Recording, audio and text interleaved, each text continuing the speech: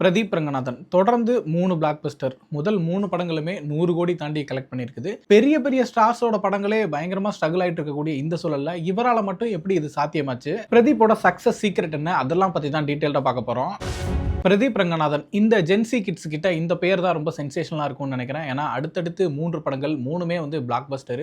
3மே இந்த யங்ஸ்டர்ஸ் பயங்கரமாக கனெக்ட் பண்ணிக்கக்கூடிய இளைஞர்கள் கொண்டாடக்கூடிய ஒரு படமாக இருந்ததை நம்ம பார்த்தோம். கோமாளி தான் இவருக்கு ஃபர்ஸ்ட் படம் டேரக்டரா. அதில் வந்து ஒரு சின்ன கேமியோ ரோல் மட்டும் பண்ணியிருந்தாரு. ஜெயம்ரவியை வச்சு அந்த படம் ஒரு பயங்கர சூப்பர் டூப்பர் ஹிட் ஆயிடுச்சு. அடுத்ததாக அவரே தன்னை டைரக்ட் பண்ணிக்கிட்டு லவ் டுடே மூலமா ஹீரோவா அறிமுகமாகிறாரு. முதல் படமே அதிரி புதிரி ஹிட் 100 கோடி. அடுத்ததாக டிராகன் வருது, அதுவும் 100 கோடி. இப்போ டியூட் வந்திருக்கு, இதுவும் 100 கோடி. எல்லாமே ஒரு வாரத்துக்குள்ளே வந்து ஒரு பெரிய கலெக்ஷனை பார்க்குது அப்படிங்கிற வகையில் வந்து பெரிய ஷாக்கா எல்லாருக்கும் இருந்துகிட்டு இருக்குது. ஏன்னா நம்ம பார்த்துட்டு இருக்கோம் பெரிய பெரிய ஸ்டார்ஸோட படங்கள், ரஜினி கமல் படங்களே வந்து சக்ஸஸ் ஆகிறதுக்கு அவ்வளோ கஷ்டப்பட்டு இருக்குது, போட்டு கலாய்ச்சி தள்ளிக்கிட்டு இருக்கிறாங்க. கூலிக்கெல்லாம் இன்னை வரைக்கும் மீம்ஸ் வந்துகிட்டு இருக்குன்னு நம்ம பார்க்குறோம். அப்படி இருக்கும்போது எப்படி இவரால் மட்டும் வந்து தொடர்ந்து சக்ஸஸ் கொடுக்க முடியுது அப்படின்னு சொல்லி ஒரு முக்கியமான 5 பாயிண்ட்ஸ் பற்றி தான் பேச போகிறோம். ஃபர்ஸ்ட் வந்து பிரதீப் ரங்கநாதனோட கான்ஃபிடென்ட். அவருக்கு இருக்கக்கூடிய இந்த கான்ஃபிடென்ட் இருக்குல்ல, அதுதான் வந்து மிகப்பெரிய ஒரு ஃபேக்டராக இருக்குது. ஏன்னா அவர் வந்து ரொம்ப கலரான ஒரு ஆள் கிடையாது, ரொம்ப ஸ்மார்ட்டாக அழகாக இருக்கக்கூடிய ஒரு ஹீரோவும் கிடையாது, அதேமாரி நல்ல கட்டுமஸ்தான உடம்பெல்லாம் கிடையாது, ஆள் ரொம்ப ஒல்லியாக தான் இருப்பாரு. ஸோ லுக்கா அப்பியரன்ஸா பார்த்தோம்னா வந்து ரொம்ப சூப்பரான ஒரு ஹீரோ மெட்டீரியல் அப்படின்னு சொல்லக்கூடிய ஒரு நபராலாம் ஃபர்ஸ்ட் அவர் இல்லை. அப்படிங்கும்போது அவருக்கு வந்து நிச்சயமா ஒரு இன்செக்யூரிட்டி இருந்திருக்கும். நம்ம எல்லாருக்குமே இருக்கக்கூடியதுதான். எப்படி நம்மளாம் பண்ண முடியும், நம்மளாம் அக்செப்ட் பண்ணிப்பாங்களா அப்படிங்கிற ஒரு அந்த தாழ்வு மனப்பான்மை எல்லாருக்குள்ளேயுமே இருக்கும். பட் அதெல்லாம் கொஞ்சம் கூட அவருக்கு இல்லாமல் பயங்கர கான்ஃபிடென்ட்டா தன்னை வந்து ப்ரொஜெக்ட் பண்ணிக்கிறாரு அப்படிங்கிறதா ரொம்ப ரொம்ப முக்கியமான விஷயமா இருக்கு. அங்கிள், என் பேர் உத்தமன் பிரதீப். நிக்கிதா சொல்லியிருப்பா. ஏன்னா அந்த செல்ஃப் கான்ஃபிடன்ஸ் அப்படிங்கிறது வந்து எல்லா ஆர்டிஸ்ட்டுக்குமே ரொம்ப ரொம்ப முக்கியமானது. ஏன்னா அந்த ஆர்டிஸ்ட் சினிமா ஃபீல்டு அப்படின்னு யோசிக்கும் போதே வந்து ஏகப்பட்ட குத்தல் குடைச்சல்கள் எல்லாம் இருந்துகிட்டு இருக்கும். ஆளாளுக்கு வந்து நம்மளை வந்து மட்டம் தட்டிக்கிட்டே இருப்பாங்க. தொடர்ந்து விமர்சனங்கள் வந்துட்டு இருக்கும், கேலி கிண்டல் இருந்துட்டு இருக்கும். எப்படியாச்சும் நம்மளை வந்து டவுன் பண்ணிடணுங்கிற ஒரு தாட் வந்து தொடர்ந்து ஓடிக்கிட்டு இருக்கும். ரசிகர்களும் சரி, இண்டஸ்ட்ரிக்குள்ளேயும் சரி, இது எல்லாமே அதிகமாக இருந்துட்டு இருக்கும்.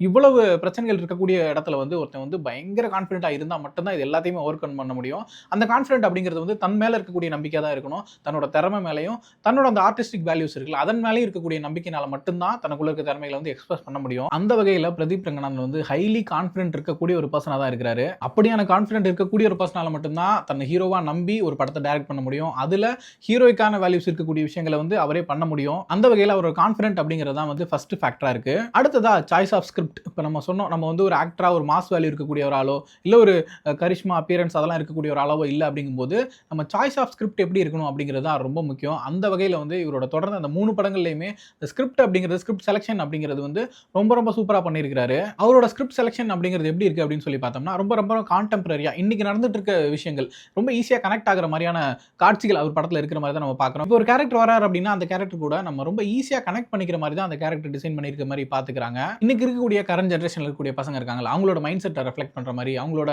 அந்த லைஃப் ஸ்டைலை ரெஃப்ளெக்ட் பண்ற மாதிரி, அவங்க கிட்ட இருக்கிற அந்த ஃபிளாஸா இருக்கட்டும், அவங்கள அந்த சக்சஸ் நோக்கி அவங்க ஓடுற விஷயங்களா இருக்கட்டும், இப்படின்னு சொல்லிட்டு அவங்களுக்கு என்ன மாதிரி விஷயங்கள்லாம் கனெக்ட் ஆகுமோ அதெல்லாம் சேர்ந்து இருக்கிற மாதிரி தான் அந்த கேரக்டரும் அந்த கதையும் இருக்கிற மாதிரி பார்த்துக்கிறாரு. அந்த அடிப்படையில் தான் அந்த கரண்ட் ஜெனரேஷன் இருக்காங்கல்ல, அப்போ ஜென்சியோ 2K கிட்ஸோ, அவங்களுக்கு வந்து இந்த கதைகளும் சரி இந்த படங்களும் சரி ரொம்ப ஈஸியாக கனெக்ட் ஆகுதுங்கிறத நம்ம பார்க்குறோம். அடுத்ததான் இந்த படங்கள் ரொம்ப ரொம்ப ஃபன்னாகவும் என்டர்டெய்னிங்காகவும் இருக்கிற மாதிரி பார்த்துக்கிறாரு. நம்ம வந்து ரொம்ப சீரியஸான படங்களோ இல்லை ரொம்ப ஆக்ஷனான படங்களோ அந்த மாதிரி படங்கள் பண்ணிடக்கூடாது. நம்ம கதை என்னவா இருந்தாலும் அதோட வேல்யூஸ் என்னவா இருந்தாலும் அந்த படத்தோட ஃப்ளோ அப்படிங்கிறது இருக்குல்ல, அது ரொம்ப ஃபன்னாகவும் என்டர்டெய்னிங்காகவும் இருக்கணும் அப்படிங்கிறதுல ரொம்ப கவனமாக இருந்திருக்காரு. அந்த அடிப்படையில் தான் இந்த 3 படங்களும் வந்து மக்களால் பெரிய அளவில் கொண்டாடப்பட்டிருக்கு அப்படிங்கிறத நம்ம பார்க்குறோம். அடுத்ததா என்னதான் வந்து இந்த கரண்ட் ஜெனரேஷனை ரெஃப்ளெக்ட் பண்ற மாதிரி இருக்குது, ஃபன்னா என்டர்டெய்னிங்காக இருக்குது அப்படின்னாலும் இதெல்லாம் தாண்டி அந்த படத்துக்குள்ள ஒரு மாரல் வேல்யூ இருக்கிற மாதிரி பார்த்துக்கிறாரு. நான் பொலிட்டிக்கல் எதுவும் தப்பாக போயிடக்கூடாது, நம்ம பாட்டுக்கு வந்து ஜாலியாக ஆஹா இஷ்டத்துக்கு என்னென்னமோ பண்ணிட்டு இருக்கோம் அப்படிங்கிற மாதிரி தப்பான விஷயங்களை இளைஞர்கள்கிட்ட புகுத்திடக்கூடாது அப்படிங்கிற அடிப்படையில் மாரல் வேல்யூஸ் இருக்கிற மாதிரியும் பார்த்துக்கிறாரு. இப்போ லவ் டுடேல பார்த்தோம், அந்த நம்பிக்கை அப்படிங்கிற விஷயத்தை வந்து பேசியிருப்பாங்க. ஒரு ஒரு விதையை புதைச்சி வச்சுட்டு அது மரம் முளைச்சிருச்சா டெய்லியும் தோண்டி தோண்டி பார்த்துட்டு இருப்பாங்களா, அந்த மாதிரி பார்க்கக்கூடாது, நம்பிக்கையாக விட்டுறணும் அப்படிங்கிற மாதிரியான ஒரு மெசேஜ் அதுக்குள்ளே இருக்கும். அதே போல் டிராகனில் பார்த்தோம்னா ஹானஸ்டின்னு ஒரு விஷயம் இருக்குல்ல, அதை வந்து டீல் பண்ணியிருப்பாங்க. நீ என்னதான் ஏமாத்தி ஜெயிச்சு போயிட்டாலும் உனக்குள்ள ஒரு விஷயம் இருக்குல்ல, நீ ஏமாத்தி தான் மேலே வந்த அப்படிங்கிறது. ஸோ அதை நீ ஓவர் கம் பண்ணணும்னா நீ நேர்மையாக இருந்தே ஆகணும் அப்படிங்கிற விஷயத்தை டீல் பண்ணியிருப்பாங்க. இப்போ டியூட்ல பார்த்தோம்னா நம்மளோட அந்த சென்டிமெண்ட்ஸ் இருக்குல்ல, தேவையில்லாத சென்டிமெண்ட்ஸ், அதையெல்லாம் வந்து பிரேக் பண்ணுற மாதிரி, இந்த புனிதங்களை உடைக்கிற மாதிரியான ஒரு வேலையும் பண்ணியிருப்பாங்க. லவ் டுடேலையும் சரி டிராகன்லையும் சரி நமக்கு வந்து விமர்சனங்கள் இருந்தாலும் அதையெல்லாம் தாண்டி இந்த மாரல் வேல்யூஸ் இருக்கு அப்படிங்கிற அடிப்படையிலுமே வந்து நம்ம முக்கியமாக பார்க்க வேண்டியதாக இருக்குது. வெறுமனே என்டர்டெயினாக ஃபன்னாக இருந்துடாம இந்த மாதிரியான விஷயத்தையும் நம்ம வந்து மைண்டில் வச்சுக்கணும், பொலிட்டிக்கலி கொஞ்சம் வந்து ஸ்டேபிளாக இருக்கணுங்கிற ஒரு தாட்டுமே முக்கியமானதாக இருக்கு. அந்த அடிப்படையில் தான் அவரோட சாய்ஸ் ஆஃப் ஸ்கிரிப்ட் அப்படிங்கிறது வந்து நம்ம முக்கியமான பாயிண்டா சொல்றோம். அடுத்தது 3வதா ரெஃப்ளெக்டிங் ஜென்சி கிட்ஸ். இன்னைக்கு இருக்கக்கூடிய ஆடியன்ஸ் இருக்காங்கல்ல, ஜென்சி கிட்ஸ், 2K கிட்ஸ்ன்னு சொல்றோம்ல, அவங்களோட அந்த லைஃப் ஸ்டைல ரெஃப்ளெக்ட் பண்ற மாரியான கதைகளையும், படங்களையும் இவரு சூஸ் பண்றதுக்கு ஒரு முக்கியமான பாயிண்ட்டா இருக்குது. அது மட்டும் இல்லாம ஒரு காலகட்டத்திலயுமே ஒரு ஆக்டர் வருவாங்க.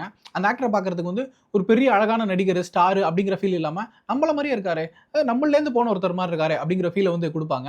ஒரு கட்டத்துல தனுஷ் அப்படிதான் இருந்தாரு. அதுக்கப்புறம் விஜய் சேதுபதி இருந்தாரு. இப்ப மணிகண்டன் இருக்காரு அப்படிங்கிற நம்ம பார்த்துட்டு இருக்கோம். இவங்கெல்லாம் பார்க்கும்போது நமக்கு ஒரு பெரிய ஸ்டார், பெரிய நடிகர் அப்படிங்கிற மாரி இல்லாம, நம்மள மாரி தான் இருக்காரு. பார்க்கறதுக்கு நம்மள மாரி இருக்கிறாரு. அவரோட ஆக்டிவிட்டீஸ் நம்மள மாரி தான் இருக்கு.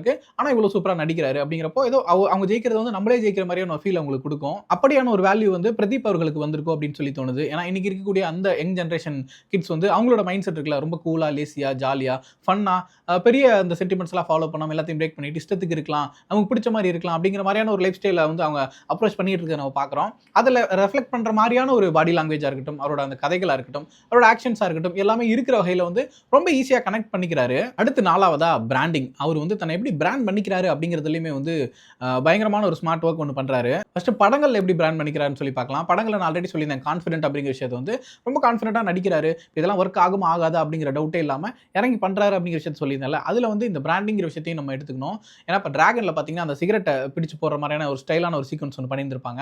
அவருக்கு ஆக்சுவலாக அது ஹீரோவா 2வது படம் தான். 2வது படத்துல இவ்வளோ ஸ்டைல் பண்ணணுமா, இவ்வளோ மாஸ் பண்ணணுமா, இந்த காலேஜ் ஃபைட் சீக்வன்சஸ்லாம் பயங்கர மாஸா எடுத்திருப்பாங்க. அதெல்லாம் பார்க்கும்போது 2வது படத்துல இவ்வளோ ஸ்டைல் வேணுமா, இவ்வளோ மாஸ் வேணுமா அப்படிங்கிற ஒரு தயக்கம் எல்லாருக்குள்ளேயுமே இருக்கும். அவங்க அதை பண்ண ஆசைப்பட்டாலுமே இது ஒர்க் ஆகுமா ஆகாதா, ஆடியன்ஸ் அக்செப்ட் பண்ணிப்பாங்களா, என்னடா அவன் அதுக்குள்ள ஓவரா பண்றான் அப்படிங்கிற ஒரு ஃபீல் வந்துருமோ அப்படிங்கிற ஒரு சின்ன அந்த லோ கான்ஃபிடன்ஸ் அப்படிங்கிறது இருக்க செய்யும். அந்த தயக்கத்தாலே நிறைய பேர் வந்து அந்த விஷயத்தை பண்றதுக்கு யோசிப்பாங்க. ஆனா பிரதீப் அப்படிலாம் இல்லாம ரொம்ப கான்ஃபிடென்ட்டா அந்த விஷயங்களை பண்ணியிருந்தாரு. அது எப்படி சொல்றேன்னா, தன்னை ஒரு ஸ்டார் ஆக்டரா ப்ரொஜெக்ட் பண்ணிக்கிற ஒரு விஷயம்னு கூட சொல்லலாம். அது வெறுமனே வந்து ஒரு பர்சனல் பிராண்டிங்கா இல்லாம, பர்சனல் ஒரு பில்டப்பா இல்லாம, கதைக்குள்ளேயுமே அதுக்கான ஸ்கோப் இருக்கிற மாதிரி பார்த்துக்கிறதா இருக்கட்டும். அந்த சிகரெட் சீனுக்கு வந்து செகண்ட் ஹாஃப்ல வேற மாதிரியான ஒரு ஜஸ்டிஃபிகேஷன் இருக்கிற மாதிரி அந்த கதை அமைப்பே இருந்ததா இருக்கட்டும். அது எல்லாமே இருந்ததுனால நம்ம அதை அக்செப்ட் பண்ணிட்டோம். தனியா ஒரு சீனா பார்க்கும்போது நமக்கு என்ன ஓவரா இருக்குன்னு தோணாலும், படமா பார்க்கும்போது அது கன்வின்சிங்கா இருந்ததும் அதுக்கு ஒரு காரணம். இந்த மாதிரி ஒரு பக்கம் சினிமாக்குள்ள தன்னை பிராண்டிங் பண்ணிக்கிறது ஒரு பக்கம் இருந்தாலும், இன்னொரு பக்கம் பார்த்தோம்னா ஸ்டேஜஸ்லயும் சரி, இன்டர்வியூஸ்லயும் சரி, அவர் பேசுற விஷயங்களை நீங்க பார்க்கும்போது ஒரு ஒரு ஸ்டாரா தான் தன்னை உணர்ந்து பேசுறாரு அப்படிங்கிற மாதிரி இருக்கும். நிறைய இடங்கள்ல ரொம்ப எளிமையா பேசுவாரு, தன்மையா பேசுவாரு.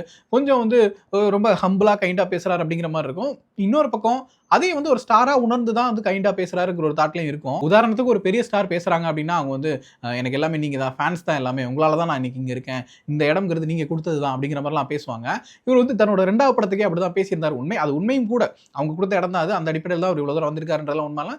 அது அந்த பேசுற விதம், அந்த ஸ்டேஜ் பண்ற விதம்னு ஒன்று இருக்குல்ல, அப்படியான ஒரு விஷயத்தை அவர் தொடர்ந்து பண்ணிக்கிட்டு இருக்கும்போது தன்னை ஒரு ஸ்டாரா எஸ்டாப்ளிஷ் பண்ணிக்கிறதுக்கான ஒரு விஷயத்தையும் நம்ம பார்த்துக்கிட்டு இருக்கிறோம். அந்த அடிப்படையில் தான் அதை பண்றாரு. இன்னும் சொல்லப்போனா அது தப்பும் கிடையாது. சினிமாவை பொறுத்த வரைக்கும் பிராண்டிங் அப்படிங்கிறது ரொம்ப ரொம்ப முக்கியமான விஷயம் தான். தான் யாரு, தான் என்னவா இருக்கும், தன்னோட இடம் இங்க என்னவா இருக்கு, தன்னை எப்படி பொசிஷன் பண்ணிக்கிறோம் அப்படிங்கிறது வந்து தானே பிராண்ட் பண்ண வேண்டிய ஒரு கட்டாயம் இங்க இருக்கிற நம்ம பார்த்துட்டு இருக்கோம். இல்லைன்னா ரொம்ப ஈஸியா காலி பண்ணிடுவாங்க. அந்த அடிப்படையில் சினிமாக்குள்ளேயும் சரி, சினிமாக்கு வெளியில் அந்த மேடைகள்ல, பேட்டிகள்லையும் சரி, எல்லா இடத்துலையுமே பிரதீப் வந்து தன்னை ரொம்ப கரெக்டா பொசிஷன் பண்ணிக்கிறாரு, பிராண்டிங் பண்ணிக்கிறாருங்கிறதும் ஒரு முக்கியமான பாயிண்டா இருக்கு. அடுத்ததா பெர்ஃபார்மன்ஸ். நம்ம இதுக்கு முன்னாடி பேசின எல்லா விஷயங்களுமே இருந்தாலும் ஒருத்தரோட பெர்ஃபார்மன்ஸ் வந்து பெரிய அளவில் இம்ப்ரெசிவா இல்லை அப்படின்னா ரொம்ப நாள் அவங்களால சஸ்டெயின் பண்ண முடியாது. மேபி அந்த கதைக்காக, அந்த வைபுக்காக ஒரு படம் வரலாம், 2 படம் வரலாம், அதை தாண்டி அவங்களால சஸ்டெயின் பண்றது ரொம்ப கஷ்டமான விஷயமா இருக்கும். பிரதீப் அவர்களுக்குமே ஆரம்ப நாட்கள்ல வந்து முதல் படத்துலலாம் பார்க்கும்போது நடிப்பு வந்து பயங்கரமா கிரிட்டிசைஸ் பண்ணாங்க. இவர் தனுஷ் மாதிரியே நடிக்கிறாரு, தனுஷ் இமிடேட் பண்றாரு, லோ பட்ஜெட் தனுஷ் அப்படின்லாம் வந்து கலாய்ச்சிக்கிட்டு இருந்தாங்க. இப்போ கூட ரீசெண்டா ஒரு மீம் ஒன்று பயங்கர வைரல் ஆயிட்டு இருந்துச்சு. ஸ்டேஜ்ல பேசுவாங்களே, ரஜினி சார் ஸ்டேஜ்ல பேசுறது, தனுஷ் சார் பேசுறது, பிரதீப் பேசுறது, மூணுத்தையும் வச்சு போட்டு ஒரு super star, low budget Dhanush அப்படிங்கிற மாதிரிலாம் மீம்ஸ்லாம் போட்டுருந்தாங்க. ஒரே மாதிரி பண்ணிட்டு இருக்காங்க, இமிடேட் பண்றாரு அப்படிங்கிற மாதிரி மீம்ஸ் விமர்சனங்கள் வந்துட்டு இருக்கிறது நம்ம பார்த்துட்டு இருக்கோம். ஆனா என்ன கேட்டா பிரதீப் வந்து டிராகன்லேயே அந்த தனுஷ் கம்பேரிசனை வந்து பிரேக் பண்ணிட்டாரு. லவ் டுடே பார்க்கும்போது எனக்குமே தோணுச்சு, அப்படியே தனுஷை பார்க்குற மாதிரி, தனுஷ் மாதிரி நடிக்கிறாரு அப்படிங்கிற மாதிரி தாட்ஸ் இருந்துச்சு. பட் டிராகன் பார்க்கும்போது அது வந்து ஒரு 90% கிட்ட வந்து அதை பிரேக் பண்ணியிருந்தாரு. தனக்குன்னு ஒரு இண்டிவிஜுவல் அந்த மேனரிசம், பாடி லாங்குவேஜ் எல்லாத்தையுமே வந்து பயங்கரமா கிரியேட் பண்ணியிருந்தாரு. அந்த வகையில் தனக்குன்னு ஒரு இண்டிவிஜுவாலிட்டி இருக்க மாதிரியான ஒரு பெர்ஃபார்மன்ஸ் வந்து கிரியேட் பண்ணியிருந்தாரு. ஹைலி இம்ப்ரூவ்ட் பெர்ஃபார்மன்ஸாக தான் அது நமக்கு இருந்துச்சு. பட் டிராகன்ல உதாரணத்துக்கு ஒரு சீன் சொல்லணும்னா, அந்த ஜிவிஎம்மோட கேபின்ல வந்து அவர் பாஸ் ஆயிட்டாருன்ற தெரியிற ஒரு சீன் வரும்ல, அது ரொம்ப ஹைலி என்தூசியாஸ்டிக்கா ஒரு எக்ஸ்பிரஷன் ஒன்று கொடுப்பாரு. அது வந்து நமக்கு யார மாதிரியுமே இருக்காது. அதுதான் பிரதீப் அப்படிங்கிற மாதிரி இருந்துச்சு. அந்த மாதிரி அவருக்கான மேனரிசம், பாடி லாங்குவேஜ் அப்படிங்கிறத வந்து கிரியேட் பண்ணிட்டாரு. பட் டியூட்லயுமே பார்த்தோம், நமக்கு எங்கேயுமே எந்த நடிகரோட சாயலும் நமக்கு தோணல. இன்னும் சொல்லப்போனா பிரதீப் இதுதான் பிரதீப் அப்படிங்கிறத ஒரு அக்செப்டன்ஸ் வந்துட்ட மாதிரி நமக்கு நமக்கு தோணுது. அதெல்லாம் தாண்டி என்னதான் வந்து ஆரம்ப காலத்துல விமர்சனங்கள் வந்துகிட்டு இருந்தாலும் ஒரு கட்டத்துக்கு மேல மக்கள் தொடர்ந்து ரசிக்க ஆரம்பிச்சிட்டாங்க அப்படின்னா இந்த விமர்சனங்கள்லாம் தாண்டி மக்கள் கிட்ட ஒரு அக்செப்டன்ஸ் ஒன்று வந்துடும். அந்த அக்செப்டன்ஸ் டியூட் மூலமா வந்து பிரதீப்க்கு வந்துருச்சு. ஸோ இந்த 5 விஷயங்கள் தான் பிரதீப் அவர்களோட சக்சஸ்க்கு முக்கியமான ரீசன்ஸா இருக்கும் அப்படிங்கிறது என்னோட ஒப்பீனியனா இருக்குது. ஸோ இதை தாண்டி பிரதீப்போட கரியர் எப்படி இருக்கும் அப்படின்னு சொல்லி யோசிக்கும் போது பாசிட்டிவா பார்த்தோம்னா பேக் டு பேக் ஹிட்ஸ், தொடர்ந்து 3 பிளாக் பஸ்டர், 3 படங்களுமே 100 கோடி தாண்டிடுச்சு. ஒரு next generation star, next super star அப்படிங்கிற ரேஞ்ச் எல்லாம் ஒரு பக்கம் பேசிக்கிட்டு இருக்காங்க. Yes, chances are there. ஏன்னா வந்து நிறைய படங்கள் ஸ்ட்ரகிள் ஆகிட்டு இருக்கும்போது கன்சிஸ்டண்டா ஒருத்தர் இவ்வளவு ஹிட் கொடுக்குறாரு, மக்களும் அவர் அக்செப்ட் பண்ணிக்கிட்டாங்க அப்படிங்கும்போது இந்த விஷயங்கள் நடக்கிறதுக்கான வாய்ப்புகள் இருக்கு. மோரோவர் வந்து அவர் இதே மாதிரி கதைகள் சூஸ் பண்ணும்போது 2 விஷயங்கள் நடக்கலாம். ஒன்னு, இந்த ஜானர் தான் இவருக்கு, இதை அவர் சூப்பரா பண்ணுவாரு அப்படின்னு சொல்லிட்டு அதுல அவர் சக்சஸ்ஃபுல்லா போயிட்டு இருக்கிறதுக்கான வாய்ப்புகள் இருக்கு. இன்னொரு பக்கம் இவருக்கு இதை தாண்டி எதுவும் தெரியாதுப்பா, தொடர்ந்து இதே எத்தனை தடவை பாக்குறது அப்படிங்கிற மாதிரி டவுன் ஆகிறதுக்கான வாய்ப்புகளும் இருக்கு. அப்கமிங்கா அவர் என்ன மாதிரி படங்கள் பண்றாரு, தொடர்ந்து இந்த மாதிரி ரொமான்ஸ் காமெடி அது அந்த ஜானருக்குள்ளே பண்ணிட்டு இருக்காரா அப்படிங்கறத பார்க்கணும். என்ன மாதிரி கதைகள் சூஸ் பண்றாரு, அதெல்லாம் ஒர்க் ஆகுதா அப்படிங்கிற வச்சா நம்ம டிசைட் பண்ண முடியும். ஒருவேளை ஒர்க் அவுட் ஆகாத பட்சத்துல இன்னைக்கு கொண்டாடிட்டு இருக்கக்கூடிய இதே கூட்டமே தூக்கி வச்சு துவைக்கிறதுக்கான வாய்ப்புகளும் இருக்கு. ஏன்னா நம்ம ஆல்ரெடி பார்த்திருக்கோம், ஆனானப்பட்ட லெஜெண்ட்ஸ் ரஜினி கமல் அவர்களே வந்து பொழந்து எடுத்துக்கிட்டு இருக்காங்கிறப்போ பிரதீப்லாம் வந்து ஒரு படம் டவுன் ஆனாலோ இல்ல 2வது படம் ஃபிளாப் ஆனாலோ கூட அதுக்கப்புறம் வந்து பயங்கரமா ட்ரோல் ஆகிறதுக்கான வாய்ப்புகளும் இருக்கு. ஆனா எனக்கு என்னமோ பிரதீப் வந்து இந்த ஜர்னியை இதே மாதிரியே கொஞ்சம் சக்சஸ்ஃபுல்லா கண்டினியூ பண்ணுவாருன்னு தான் தோணுது. ஏன்னா இது வரைக்கும் ஒரு சாய்ஸ் ஆஃப் ஸ்கிரிப்ட் பார்த்தோம், 3 ஒரே ஜானர் மாதிரி தெரிஞ்சாலும் 3க்குள்ளேயுமே டிஃப்ரெண்டான எக்ஸைட்டிங்கான ஃபேக்டர்ஸ் இருந்துச்சு. அந்த அடிப்படையில் தான் அந்த படங்கள் சக்சஸும் ஆச்சுங்கிறத நம்ம பார்க்குறோம். அடுத்து எல்ஐகே வரப்போகுது விக்னேஷ் சிவன் டைரக்ஷன்ல, அதுக்குள்ளேயுமே சில எக்ஸைட்டிங்கான ஃபேக்டர்ஸ் இருக்கிற மாதிரி தான் நம்ம ட்ரைலர்ல பார்த்துருந்தோம். நிச்சயமா ஏதோ ஒரு வகையில் வந்து அவர் ஒரு படம் பண்ண போறாரு அப்படின்னா அதுக்குள்ள ஒரு எக்ஸைட்டிங் ஃபேக்டர் இருக்கும், டிஃப்ரெண்டான எக்ஸ்பீரியன்ஸ் கொடுக்குற ஒரு படமா இருக்கும் அப்படிங்கிறது வந்து என்ஷூர் பண்ணிடுவார்னு நினைக்கிறேன். ஏன்னா அவரே ஒரு டேரக்டரா இருக்காரு, அவரே ஒரு ரைட்டரா இருக்காரு அப்படிங்கிற பட்சத்தில் நிச்சயமா ரொம்ப ஈஸியாக அவரால் ஒரு ஸ்கிரிப்டை வந்து சென்ஸ் பண்ண முடியும். இது வந்து ஒர்க் ஆகும் ஆகாது, இது வந்து மக்களுக்கு பிடிக்கும் பிடிக்காதுன்றது வந்து சென்ஸ் பண்ண முடியும். ஒரு அவருக்கு இப்போ ஒரு கரியர் கிராஃப் ஒன்று போயிட்டு இருக்குது, இந்த இடத்துல எதை பண்ணா கரெக்டாக இருக்கும் அப்படிங்கிற டிசிஷன்ஸ் எல்லாமே போயிட்டு இருக்கும். இந்நேரத்துக்கு அவருக்கான மார்க்கெட் வேல்யூ பெருசாகிட்டு இருக்குது, அதுக்கான மாதிரி விஷயங்களையும் பண்ண ஆரம்பிப்பாரு. இதெல்லாம் வச்சு யோசிச்சு பார்க்கும்போது எனக்கு தெரிஞ்சு ரொம்ப சக்ஸஸ்ஃபுல்லாக இதை கொண்டு போயிடுவார் அப்படின்னு தான் தோணுது. பட் எதையும் ப்ரெடிக்ட் பண்ண முடியாது, என்ன வேணா நடக்கலாம், பொறுத்து தான் பார்க்கணும்னு நினைக்கிறேன். நீங்க பிரதீப் அவர்களோட இந்த ஜர்னி பத்தி, இந்த சக்சஸ் பத்தி என்ன நினைக்கிறீங்க? இதை வந்து சக்ஸஸ்ஃபுல்லாக கண்டினியூ பண்ணுவாரா இல்லையா அப்படிங்கிற உங்களோட ஒப்பீனியன் என்னங்கிறத கமெண்ட்ல சொல்லுங்க.